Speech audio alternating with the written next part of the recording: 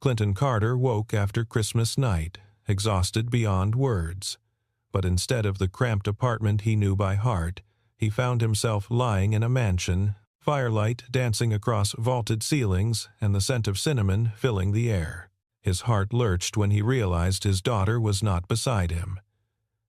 Near the fireplace sat the woman he had rescued the night before, the one trapped in the snowstorm. When the light caught her face, Clinton froze. It was Vivian Constance, his CEO. But why would a woman of such power bring a single father to her estate? And what secret was she hiding behind those careful eyes? Clinton Carter was 36 years old and worked maintenance and janitorial services at Sterling Tech. His days began before sunrise and ended long after most employees had driven home to warm houses. He lived in a rental apartment with his daughter Matilda, who was 7 years old with curious eyes that seemed to catch everything adults tried to hide. The apartment had 2 small rooms, a kitchen with a stove that worked on good days, and windows that rattled when the wind blew hard. Clinton had once shown real talent in mechanical engineering. Before Matilda was born, he had enrolled in night classes and impressed his instructors with an intuitive understanding of systems and repairs. But when his wife left without warning, taking nothing but her suitcase and leaving a note that said she could not do this anymore, Clinton had dropped out to focus on keeping food on the table. He was a quiet man who never complained and never turned down a request for help, even when it meant staying late to fix a broken heating unit or unclog a drain. The other maintenance workers liked him. The office staff barely noticed him. He wore the same navy blue uniform every day and kept his head down when executives passed in the hallways. Deep inside, he carried a weight he never named aloud, a sense that he had failed somewhere along the way and that his low salary and humble position were simply what he deserved. Vivian Constance was 34 years old and had built a reputation that preceded her into every boardroom. People called her the Ice Queen. Her blonde hair fell in soft waves that contrasted with the sharp lines of her tailored suits. She was beautiful in a way that kept people at a distance, as though admiring her from afar was safer than getting close. She ran Sterling Tech with precision and discipline, and her employees respected her even as they whispered that she never smiled, never showed weakness, never let anyone see behind the mask. What they did not know was that Christmas was the day Vivian dreaded most. It was tied to memories from childhood, to a night of flames and screaming, and hands pulling her from smoke-filled rooms. Every December brought the anxiety back, tightening in her chest until she could barely breathe. This year, she had tried to drive home early to avoid the office party, to lock herself away before the panic took hold. But the snowstorm had come faster than the weather reports predicted. Beneath the power and the cold exterior, Vivian carried pressure that never eased. The chief financial officer, Helen Farah, wanted her position and made no secret of it. The board questioned her decisions. Shareholders watched her every move, waiting for a mistake that would justify replacing her with someone easier to control. Matilda Carter was 7 years old and had learned to read the world through small details. She noticed when her father's shoulders tensed, when his smile did not quite reach his eyes, when he skipped meals to save money. She was a bright child who loved fixing things alongside her father, handing him tools and asking questions about how machines worked. She believed in Christmas magic the way only children can, with absolute certainty that good things could happen if you wished hard enough. Matilda was the one who saw connections adults missed, who could sense sadness even when people pretended to be fine. She became the bridge in this story, the one who would untangle knots of emotion that grown-ups tied too tightly to undo themselves. Helen Farah was sharp-minded and ambitious, a woman who had clawed her way to chief financial officer and now wanted the top position. She was strategic in her cruelty, never striking openly but always watching, always waiting for the moment when Vivian would stumble. Helen kept files on everyone, tracked every decision, and cultivated allies on the board who shared her vision of a company run with ruthless efficiency rather than Vivian's more cautious approach. She had a secret, too, something buried in her past that connected to the Constance family, a debt she had never acknowledged and a grudge she had never released. Christmas Eve arrived with a snowstorm that turned the city into a blur of white. Clinton and Matilda were walking home from the grocery store, their breath forming clouds in the freezing air, when they saw the car. It was a sleek black sedan, skidding on ice near the edge of a steep hill. The wind howled, pushing the vehicle inch by inch toward the drop. Clinton did not think. He ran, his boots slipping on the snow, and reached the driver's side door just as it started to slide faster. He yanked the door open and pulled the woman out, half carrying her away from the vehicle seconds before it went over the edge and crashed into the ravine below. The woman was shaking violently, her eyes wide with terror. When the headlights from a passing car swept over them, she flinched as though struck, pressing her hands over her face. Clinton recognized the response, the way trauma could surface without warning, and he knelt beside her, speaking in a low, steady voice. Matilda crouched next to him and reached out to touch the woman's arm. "Don't be scared," the little girl said. "My dad is really good at helping people." It was only when the woman lowered her hands that Clinton saw her face clearly. Vivian Constance, his CEO. The woman who ran the company where he mopped floors and fixed broken machines. She looked nothing like the composed executive he saw from a distance. Her blonde hair was tangled, her expensive coat torn, and her hands would not stop trembling. Clinton noticed something else. As Vivian tried to steady herself, her sleeve pulled back, revealing a long scar running across her wrist. She saw him looking and quickly tugged the fabric down, but it was too late. Then something fell from her coat pocket, a necklace that landed in the snow. Clinton picked it up, brushing off the ice. It was old, the chain tarnished, and engraved with words that made his breath catch. Constance Fire Division, 1998. He looked up sharply. 1998, the year his father had died in a fire while responding to an emergency call. The year that had split Clinton's life into before and after. Vivian reached for the necklace, but her coordination was off, her movements slow. "Please," she whispered. "I need to go home." Clinton asked if she wanted him to call an ambulance. She shook her head violently, panic flooding back into her eyes.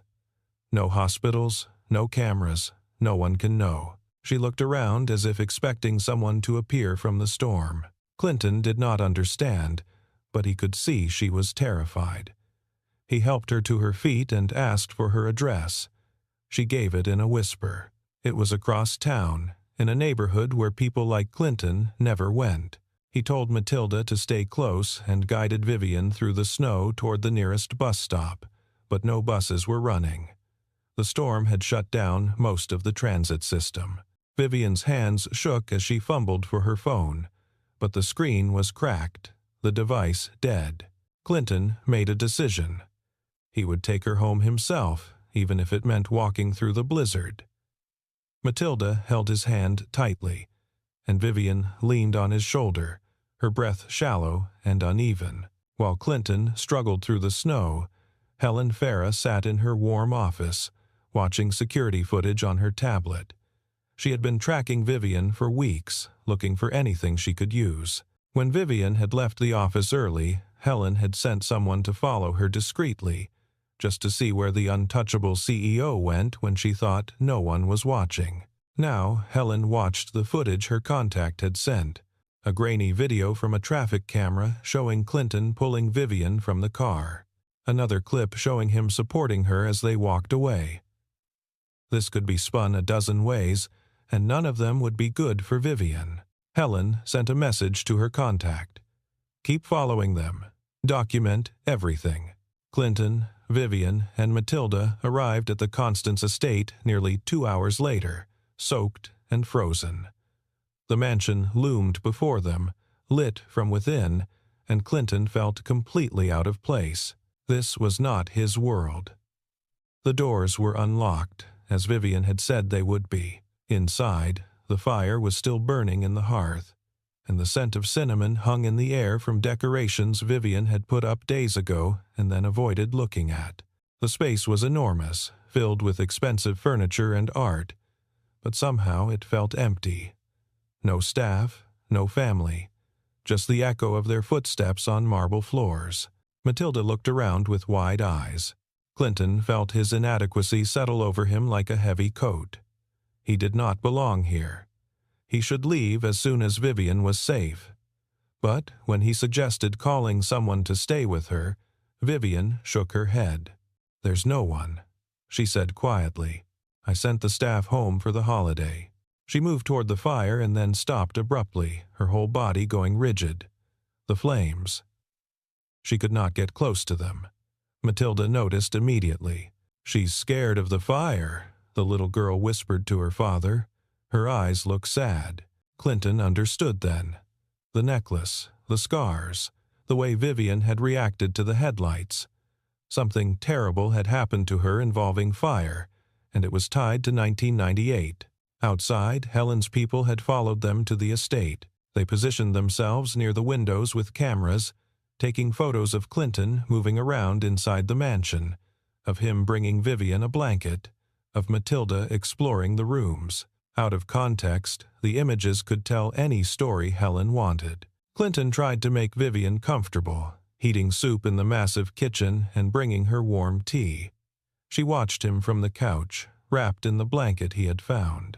He moved with careful efficiency, a man used to taking care of people. He checked on Matilda, made sure she was warm, and spoke to his daughter in a gentle voice that carried across the quiet house. Vivian found herself studying him, this man who worked in her building but whom she had never really seen. He had risked himself to save her without hesitation, had walked miles through a storm to bring her home, and now he was taking care of her as though it were the most natural thing in the world. It was so different from the corporate world she inhabited, where every gesture came with calculation and every kindness had a price. As she watched him, something stirred in her memory. The way he moved, the line of his shoulders, the shape of his face in the firelight. She had seen him before, but not at the office. Somewhere else, somewhere long ago. Her mind pulled her back to 1998. She had been a child, maybe 8 or 9 years old, when the fire broke out in the old Constance building downtown. Her father had been working late and had brought her along. She remembered the smoke, the heat, the way the flames had seemed alive and hungry. She remembered screaming and not being able to find the door. And then a boy had appeared, older than her by several years, his face streaked with soot. He had grabbed her hand and pulled her through the smoke, his grip firm and steady. He had gotten her out just before the ceiling collapsed. She never learned his name. In the chaos of sirens and emergency responders, he had disappeared. But she had never forgotten his face. And now, looking at Clinton in the soft glow of the fire, she saw that boy again. The resemblance was unmistakable. But if he was that boy, then his father might have been one of the firefighters who responded that night, one of the men who did not make it out. Her throat tightened. She wanted to ask, but fear held her silent. If she was right, then her survival had cost his family everything. How could she face that? How could she tell him? Clinton felt the weight of the class divide pressing down on him. He was a janitor in a mansion, a single father who could barely pay rent standing in a home worth millions. He should not be here. Vivian was his boss, someone so far above his station that even speaking to her felt presumptuous. He told himself he would leave as soon as the storm passed, as soon as he knew she was safe. But Matilda had already fallen asleep on the couch, curled up under a throw blanket, and the wind outside was still howling. They were trapped here, at least for tonight. Vivian kept glancing at him, and Clinton wondered if she was uncomfortable having someone like him in her space. He tried to stay out of her way, to be invisible the way he was at work. But Matilda, even in sleep, had a way of taking up space, of making herself at home. And Vivian did not seem bothered by the little girl's presence. In fact, she kept looking at Matilda with an expression Clinton could not quite read. Something soft, something almost wistful. The power went out suddenly, plunging the mansion into darkness, except for the fire. Vivian gasped, her panic immediate and visceral. The flames flickered, casting wild shadows, and she backed away from them, her breathing rapid and shallow. Clinton moved to her side instinctively. "It's okay," he said. "Just a power outage. The storm must have taken down a line." But Vivian was not hearing him. She was somewhere else, trapped in a memory where fire meant death and darkness meant being lost. Matilda woke up, startled by her father's urgent tone. "What's wrong?" "Stay here with her," Clinton said. He grabbed a flashlight from his bag, a habit from years of maintenance work, and headed toward the basement. If this place had a generator, he could get the power back on. He found it quickly, a high-end system that had malfunctioned due to a blown fuse. With tools he always carried and some improvisation, he managed to get it running. The lights flickered back on, and he heard Matilda cheer from upstairs. When he returned, Vivian was standing by the window, her arms wrapped around herself. She turned when she heard him, and for the first time, she really looked at him. Not as an employee, not as a stranger, but as someone who had just stepped in and fixed something she could not fix herself. "Thank you," she said, and her voice was thick with emotion. "Just part of the job," Clinton said, trying to deflect. "No," Vivian said. "It's not. You didn't have to do any of this." Outside, one of Helen's people tried to get closer to the house, moving through the garden to peer into the windows. Clinton caught movement from the corner of his eye. He moved to the glass and saw a figure dart behind a hedge. "Someone's out there," he said. Vivian's fear spiked again. Clinton told Matilda to stay inside and went out into the storm. The snow was falling heavily and visibility was almost zero. He saw footprints leading away from the house and followed them. The figure was fast, but Clinton was determined. He caught up near the edge of the property, grabbing the man's shoulder. The man spun, camera still in hand, and shoved Clinton back. They struggled briefly, and the camera fell into the snow. The man ran, disappearing into the white blur of the storm. Clinton picked up the camera and returned to the house, cold seeping into his bones. Vivian met him at the door, her face pale. "Who was that?" "I don't know," Clinton said. "But they were taking pictures." Vivian's mind raced. Helen. It had to be Helen. She was the only one who would benefit from making this look suspicious. Vivian thought about the position she was in. A CEO alone in her mansion with a male employee and his child on Christmas night. No witnesses, no context. In the wrong hands, this could be twisted into a scandal that would destroy her. But as she looked at Clinton, snow melting in his hair, his hands still gripping the camera he had recovered, she felt something shift inside her. He had protected her. Again, just like that boy had all those years ago. She suddenly needed to know the truth. "Clinton," she said, her voice barely above a whisper. "That necklace you found. Do you know what it means?" He met her eyes. 1998. The Constance fire. My father was one of the responders. He didn't make it out. Vivian felt the air leave her lungs. "I was there," she said. "I was the child they rescued." Clinton stared at her, the pieces falling into place. "You were the girl." "Yes," Vivian said. "And there was a boy. He got me out before the building collapsed. I never knew his name." She looked at Clinton, tears forming in her eyes. "It was you, wasn't it?" Clinton could not speak. The memory came back with painful clarity. He had been 14 years old, tagging along with his father that night because it was Christmas Eve and his dad had promised they would go for hot chocolate after the shift ended. When the call came, his father had told him to wait in the truck, but Clinton had seen the smoke, heard the screaming, and run inside anyway.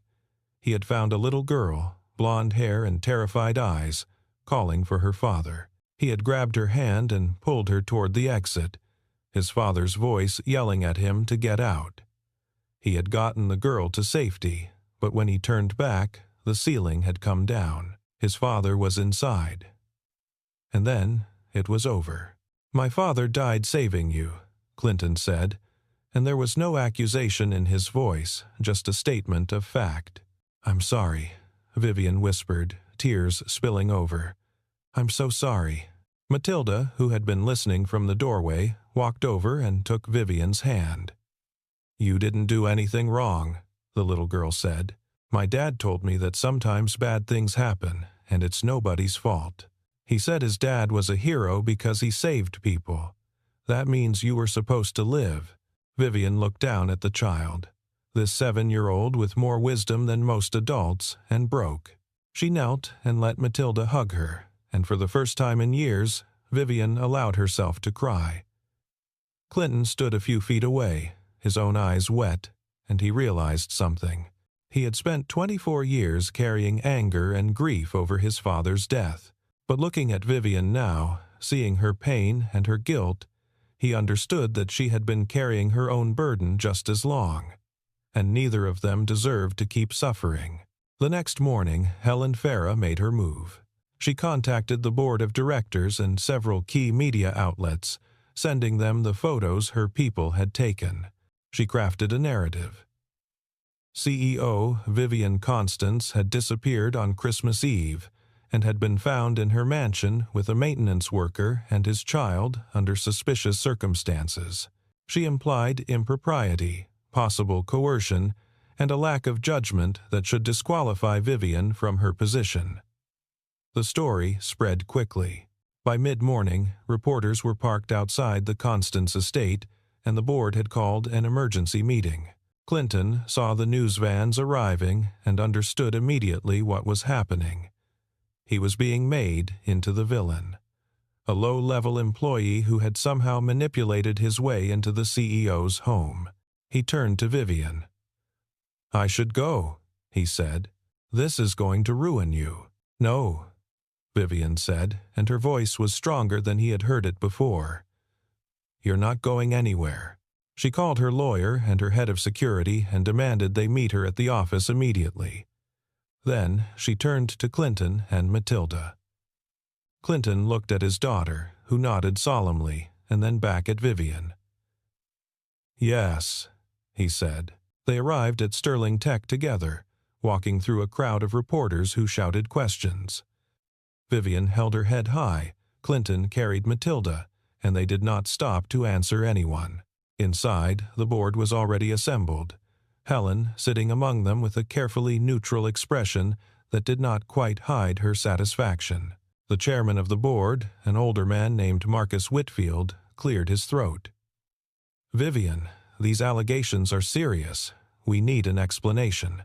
"You'll have one," Vivian said. She nodded to her head of security, who connected a laptop to the conference room's display screen. "But first, you're going to watch something." The screen lit up with security footage from the Constance estate. It showed everything. Helen's people skulking around the property, taking photos through windows, trying doors. It showed Clinton chasing one of them off. It showed timestamps that proved he had been there protecting Vivian, not threatening her. Then came footage from traffic cameras that Vivian's team had obtained, showing the accident, Clinton pulling her from the car, carrying her through the storm. "This man saved my life," Vivian said, her voice steady. "On Christmas Eve, my car skidded off the road during the storm. Clinton Carter risked his own safety to pull me out. He walked miles through a blizzard to get me home. And when someone tried to break into my property, he protected me again." She turned to look at Helen, and while he was doing that, my chief financial officer was orchestrating a smear campaign to destroy both of us. The board members looked at Helen, whose face had gone pale. Marcus Whitfield leaned back in his chair. "Helen, do you have a response to this?" Helen tried to recover, to spin the situation, but the evidence was overwhelming. The board voted to suspend her, pending a full investigation. Several members apologized to Vivian, though their discomfort was palpable. They had been ready to believe the worst. The media narrative shifted quickly once Vivian's team released the full story. The headlines changed from scandal to heroism. Single father saves CEO in Christmas blizzard. Maintenance worker risks life for boss. CEO reveals, "I owe him everything." Clinton's photo appeared on news sites, and people began sharing the story, praising his selflessness. But Clinton barely noticed. He was exhausted and overwhelmed and still trying to process everything that had happened. Vivian found him in a quiet hallway, away from the reporters and the board members. "I want you to stay," she said. "Not as maintenance staff, as a mechanical engineer. That's what you trained to be, isn't it?" "I didn't finish," Clinton said. "But you have the skills," Vivian said. "I saw you fix the generator. I saw you improvise solutions under pressure. We need people like you." "I don't know if I belong here," Clinton said. "You belong wherever you choose to be," Vivian said. "And I'm choosing to believe that you belong here, with me and with Matilda, if you'll let me be part of your lives." Clinton looked at her. This woman who had been a stranger 48 hours ago and who now felt like someone he had known forever. "Why?" he asked. "Because you saved me," Vivian said. "Twice. Once when I was 8, and once 2 nights ago. And maybe it's time I saved you back." That evening, after the reporters had left and the board had dispersed and the crisis had passed, Vivian invited Clinton and Matilda to stay at the estate until they figured things out. Matilda ran ahead, exploring rooms she had not seen yet, and Vivian walked with Clinton through the snowy garden. The storm had cleared, leaving everything covered in white that sparkled under the moonlight. "I spent so many years being afraid of fire," Vivian said. "Afraid of that night. Afraid that I didn't deserve to survive when your father didn't. I built walls around myself because I thought if I stayed cold enough, I could keep the pain out." "And now?" Clinton asked. "Now, I think maybe the walls just kept me lonely," Vivian said. She stopped walking and turned to face him. "You don't understand what you've done. You didn't just save my life in that storm. You reminded me that I'm allowed to feel things, to be afraid and still keep going, to accept help, to let people in. You did the same for me," Clinton said quietly. "I've spent years thinking I failed, that I wasn't good enough, that my job and my apartment and my life were all I deserved. But you saw something different. You saw someone worth protecting, someone worth defending in front of the board, someone worth believing in." Vivian reached out and touched his shoulder, her hand gentle. "You saved me when we were kids, and I couldn't do anything for you then. But now I can. Now we can save each other." Clinton felt something break open in his chest, some tight knot of shame and inadequacy that had lived there for too long. He looked at this woman, this powerful CEO with blonde hair catching the moonlight, and he saw her not as someone above him, but as someone beside him. Equal. Real. Human. "Thank you," he said. And the words carried more weight than she could know. "Don't thank me yet," Vivian said, and she smiled, a real smile that transformed her face. "I'm not good at relationships. I'm not good at letting people close. I don't know how to be anything other than the ice queen everyone thinks I am." "Then maybe we figure it out together," Clinton said. "I'm not good at believing I deserve good things. So we'll both be learning." Matilda appeared on the terrace, waving at them. "Dad, Miss Vivian, come inside. It's warm." They walked back together, and as they reached the door, Vivian paused. "Clinton, I want you and Matilda to stay here. Not just tonight, for as long as you need. This house is too big and too empty for one person.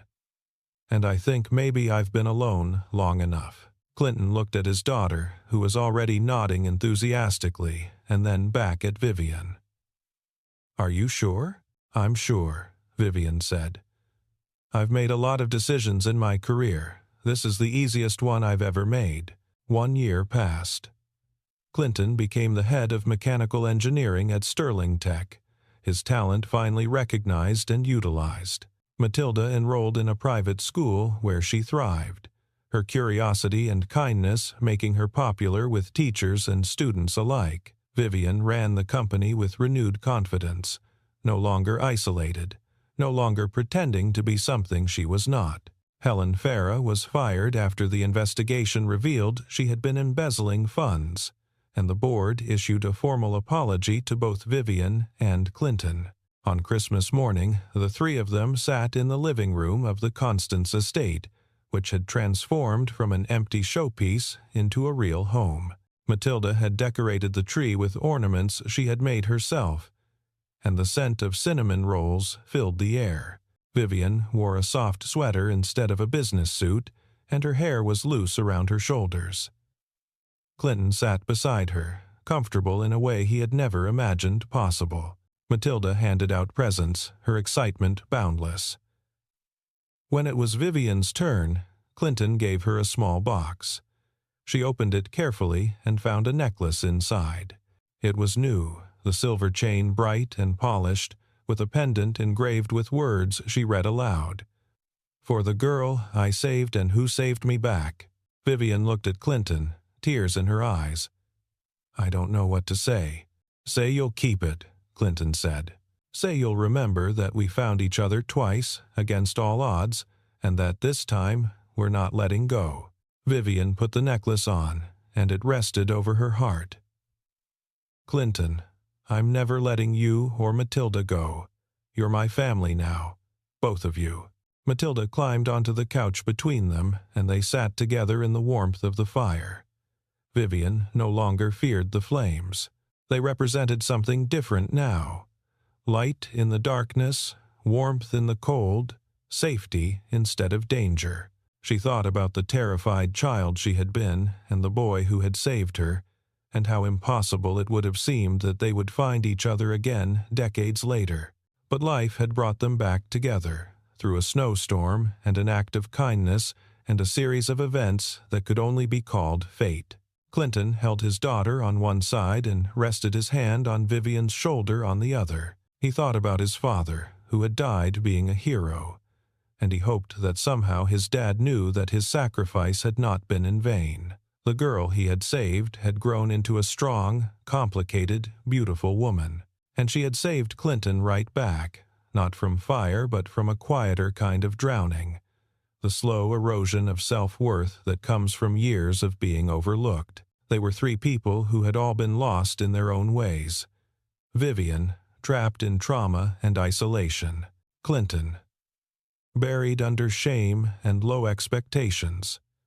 Matilda, longing for stability and a complete family. And now, through a combination of courage and kindness and sheer stubborn hope, they had found each other. They had built something real from the wreckage of their separate pasts. Outside, snow began to fall again, soft and gentle this time, covering the world in fresh white. Inside, the fire crackled and the lights on the tree glowed, and three people who had been strangers a year ago sat together as family, not because of blood or obligation, but because they had chosen each other, because they had seen the best in one another when the rest of the world had looked away. Because sometimes, against all logic and expectation, broken people can come together and make something whole. And in that mansion that had once echoed with loneliness, there was now laughter and warmth and the quiet contentment of people who knew they were home.